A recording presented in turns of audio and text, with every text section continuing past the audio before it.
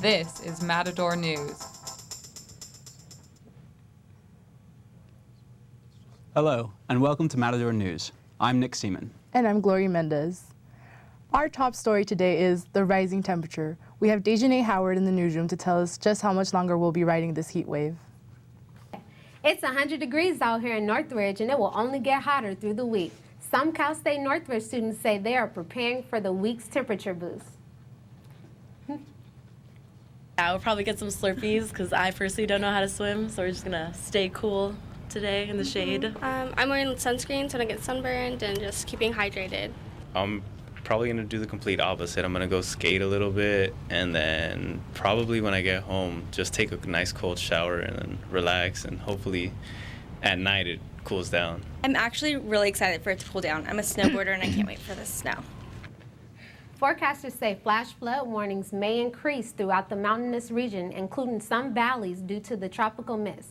Tomorrow will be even hotter with the temperature reaching 101 degrees. Temperatures are expected to stay in the high 90s until next week. Back to Gloria in the studio. California State University officials are considering whether or not campus presidents will receive a raise. The proposal is being discussed during the Board of Trustees meeting in Long Beach today. The university system will also seek an additional $295 million in state funding. That will allow an increase in enrollment to about 12,000 students. In previous years, thousands of qualified students were denied admission because of insufficient state funding. County public safety officials are mourning the loss of a fellow deputy this morning. Los Angeles County Sheriff's Deputy Cecilia Hoche was killed last night by her husband, LA County firefighter James Taylor. Neighbors say they heard shouting from a couple and the gunshot from inside the home before seeing a man and a young boy leave. Officials say Taylor left the scene and went to a fire facility in Pacoima where he fatally shot himself. The boy seen leaving was the couple's 6-year-old son and is now in care of relatives. Baltimore City's law department plans to propose a $6.4 million settlement with Freddie Gray's family. Gray suffered a fatal spine injury while being transferred by police in April. 6 officers involved with Gray's arrest have been charged with crimes ranging from murder to assault. A couple weeks later, the city erupted into rioting, arson, and looting only hours after Gray's funeral. The city's law department will submit the proposal to the city's Board of Estimates on Wednesday. Congress is back in session today, and the Iran nuclear deal is the main topic. Democrats are giving President Obama 41 votes in the Senate, enough to pass the deal. But other political figures, including former Vice President Dick Cheney, are still saying it's a bad idea. What President Obama is asking the United States Congress to do is unique, historically and dangerously unique. The vote is scheduled for next week. Pope Francis has altered the way Catholics may annul their marriages. The move is the latest in a series of changes as Francis seeks to make the Church respond to the real needs of Catholics.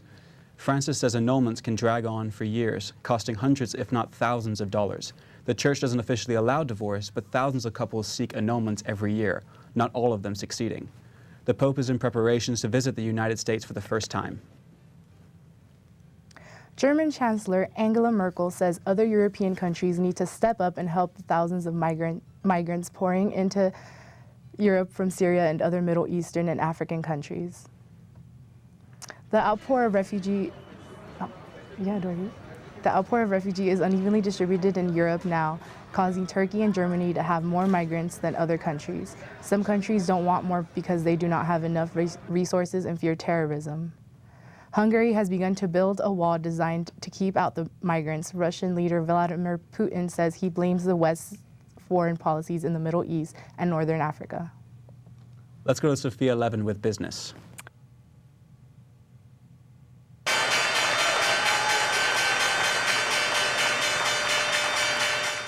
After China markets were closed for 2 days, investors came back to rallying markets in Europe and Asia.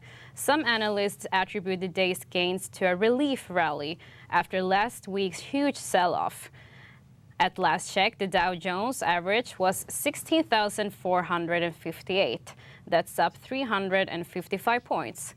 Some analysts warn that despite Tuesday's rally, markets are likely to remain turbulent for the next several weeks. And now we'll go to Kamryn Williams with sports. The Big West named CSUN women's soccer player Cynthia Sanchez Offensive Player of the Week. The forward has tallied 3 goals in her last 2 matches, ending in victories over Fresno State and Detroit Mercy. Head coach Keith West says this award is a great achievement not only for Cynthia, but also for the team.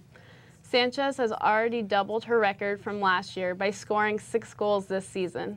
The Matadors hope to add to their 5-game winning streak when they compete against University of Washington Friday in the Nike Portland Invitational. The Dodgers give themselves a bit of breathing room, extending their lead to 8.5 games over San Francisco in the National League West.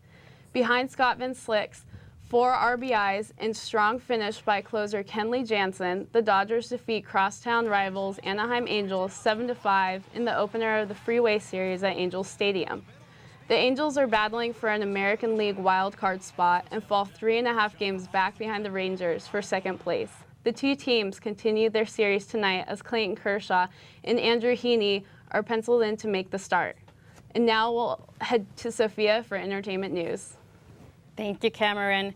Stephen Colbert is taking his seat as the new host as The Late Show on CBS tonight. The comedian is replacing David Letterman, who hosted the show for 22 years. Colbert will, for the first time, appear as himself and not the satirical character he used to play on Comedy Central's The Colbert Report. Actor George Clooney and politician Jeb Bush are going to be the first ones out on tonight's guest list. Matador reporter Aurabella Hernandez has more on this story. Thank you, Sophie. Some CSUN students I talked to on campus say they are not interested in The Late Show. Will you be watching? Why or why not? No, I won't. I've worked tonight very late. I don't think so I'll be watching him because I'll have to do a lot of homeworks and maybe I'll sleep at 9 p.m. and I think the show is just too late. No, because, well, first of all, I'm a CSUN student, so I have a lot of homework and things, you know, to prepare for and everything. And also, I'm not really interested in those shows. No, I'm not going to be watching. I have heard of it, but I'm probably going to be studying or sleeping during that time. Definitely watch it, but I do not think I will watch live just because of the time it's at. For those of you watching, the show will be airing tonight on CBS at 11:35. Thank you, Aurabella.